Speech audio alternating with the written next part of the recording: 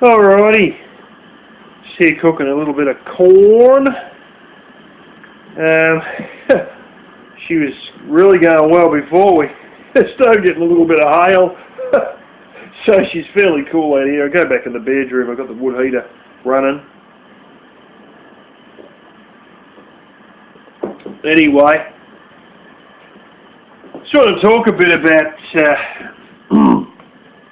Bitcoin and whatnot, and some of you know my feelings on Bitcoin, but recently I've been watching a few things on Warren Buffett about it, and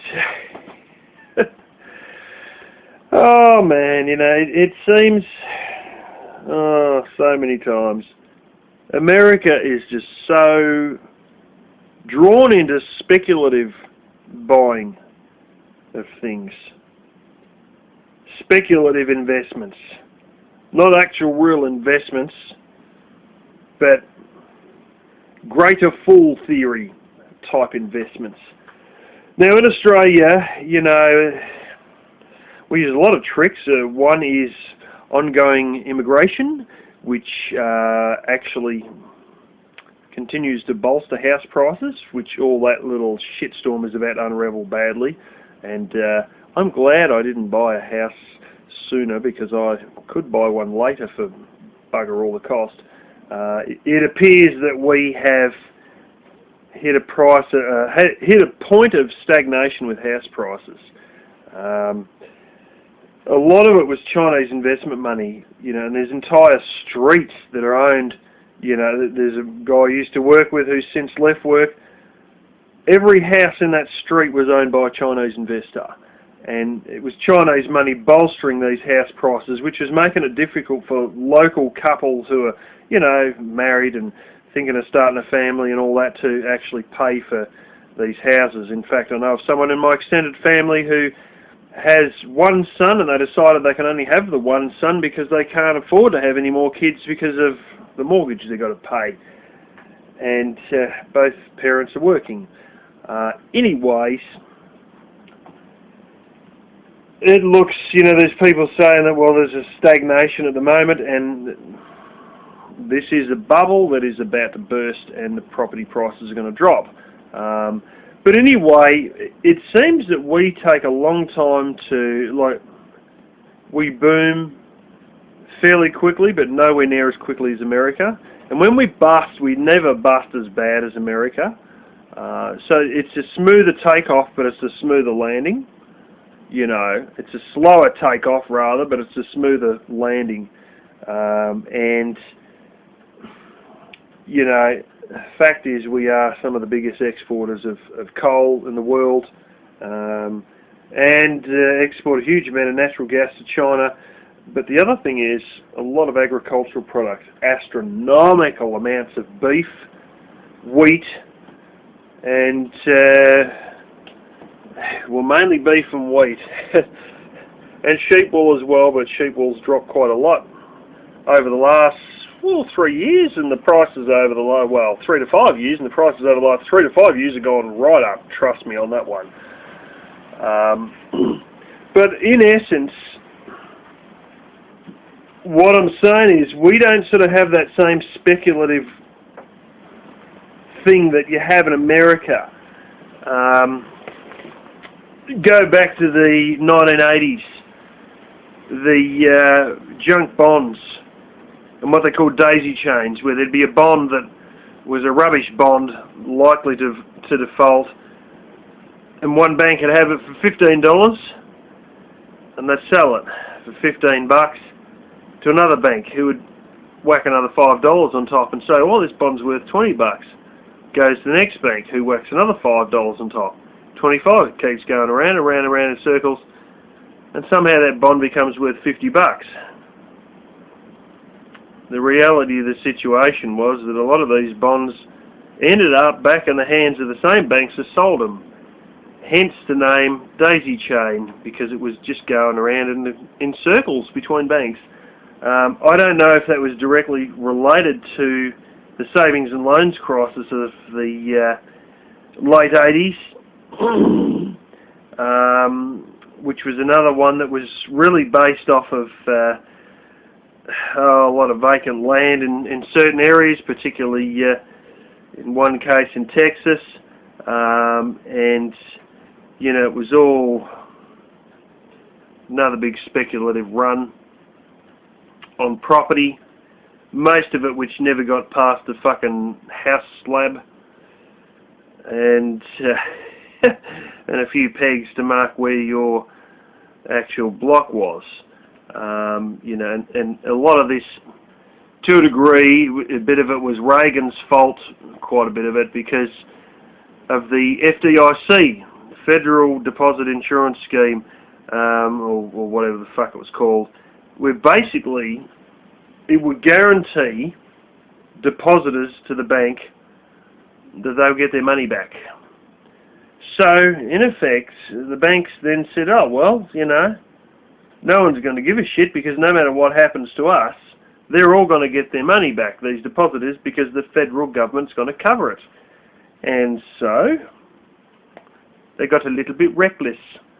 And I don't know if they had anything to do with the junk bonds or not, but they went a little bit crazy and things fell to bits. And yeah, interesting to note that the Federal Reserve was created for the exact same reason, to stop banks running out of money to hand back to their depositors as a last line of lending. You know, Federal Reserve was supposed to be there to cover banks' asses in case there was a run on those banks. Why is there a run on the bank? Because depositors want their money that they think they're going to lose. And the FDIC, exact same thing. Depositors making sure that they get their money. But it was just that the FDIC was there to sort of, you know, directly cover depositors, whereas the Federal Reserve was there to cover the actual bank as a corporation itself. You know, and so Federal Reserve would guaranteed cover the bank so it could pay out depositors, whereas the FDIC would guaranteed just pay out the depositors, regardless of if, you know, the bank made it or not. But essentially they're both created for the same thing, except one serving the bank to then serve depositors versus one serving the depositors directly. Now it seems the Federal Reserve is the only one who lends money, not the lender of last resort, which is the proper phrase they've always used, but the only lender, really. In fact, in some areas, in some countries, like Europe, with the ECB, European Central Bank, that, you know, issues euros in the European Union, you know, some of those banks, they don't want depositors' money because it's too much of a fuck around holding accounts, all separate little accounts and all the paperwork for it. They just go, fuck that, and they borrow money directly from the ECB, and they actually don't want your deposits. Crazy, isn't it? But these are the things that happen. But America in general, I think it's more, it's just that American hype that's part of your culture that we don't really have in our culture. You know, we got that slight stand back from a distance as a slight skeptic type thing in our culture, you know.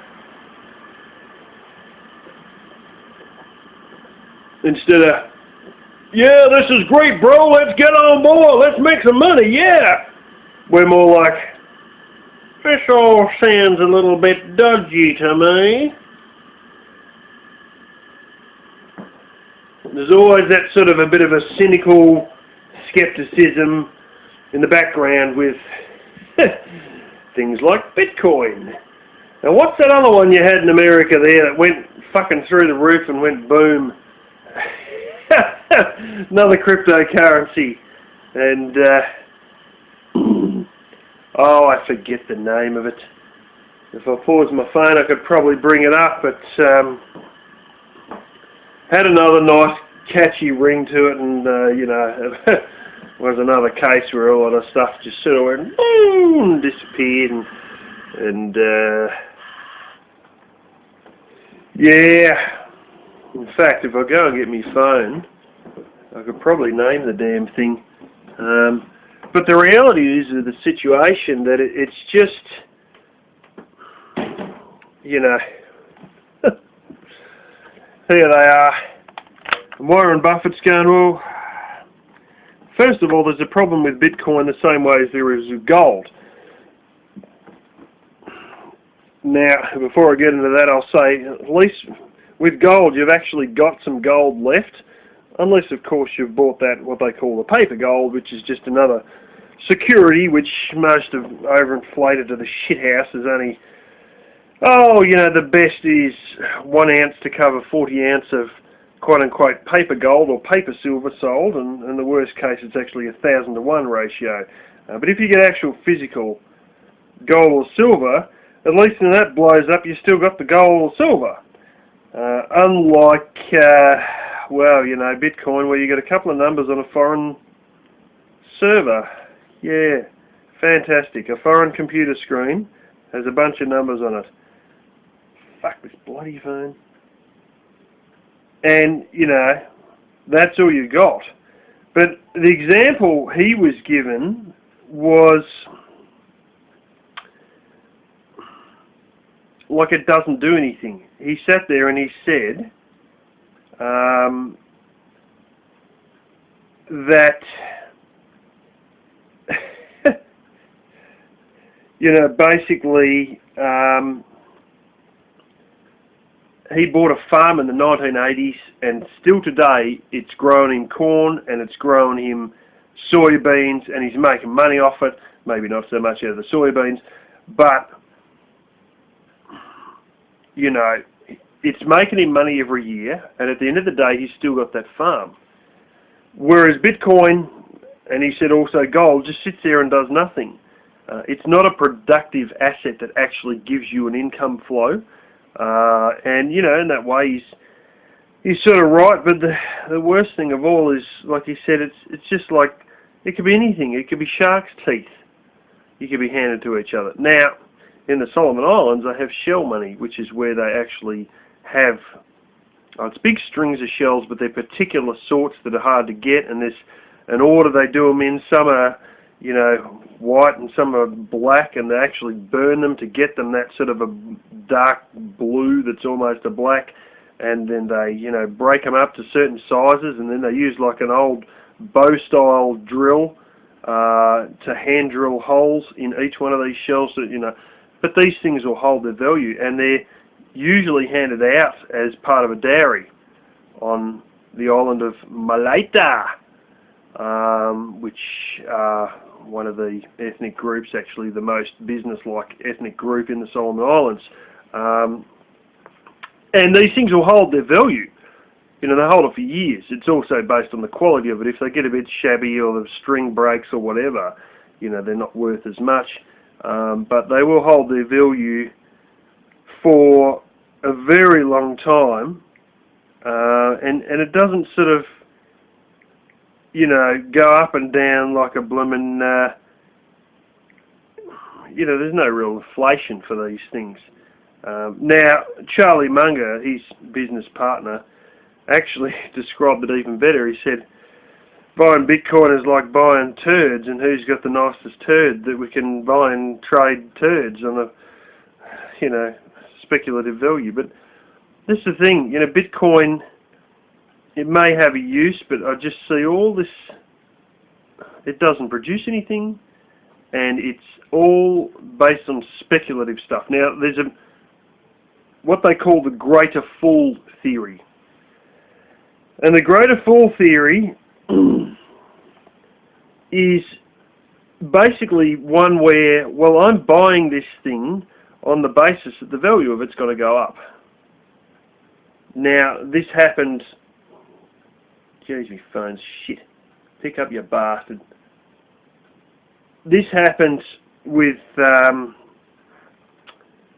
prices, of course, in America. It was particularly bad in Southern California, where, you know, people would buy with the hopes of selling to the next guy that it was going to be worth more. And the next guy who would buy would have the exact same reason that I'm only buying to sell it to the next guy, because it's going to be worth more again.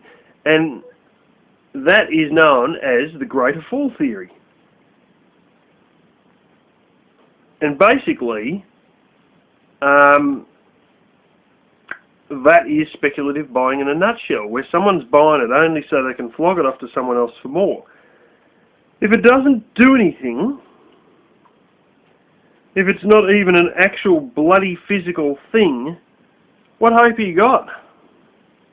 I mean, you know, you could do that sort of stuff even with, like, well, certain cars, you know, as they get rarer and well, there's a certain phase on certain cars, you know.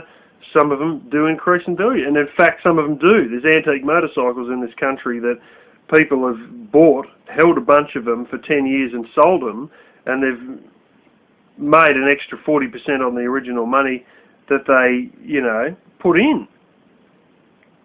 And, you know, that's all good. That's well and good. But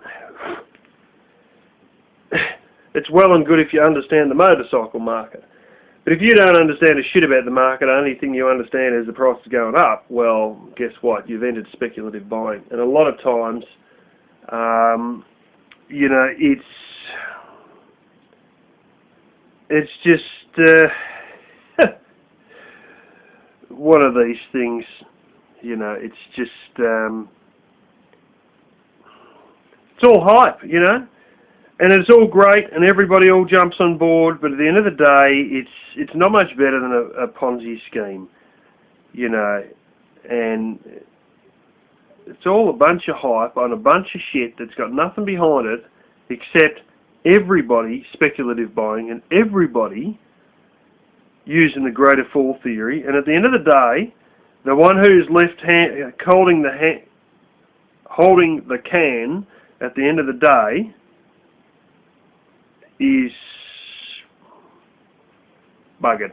You know, they're the one who loses out. They're the one at the bottom of the bloody pyramid scheme, and you know, and that's when it's all over. So I wasted a bit of time trying to find out what this one is. I forget the name of it, but buggerising around trying to get this thing to load. Just give us a second, I'll pause and I'll give you the name of that one that went down like a sack of shit.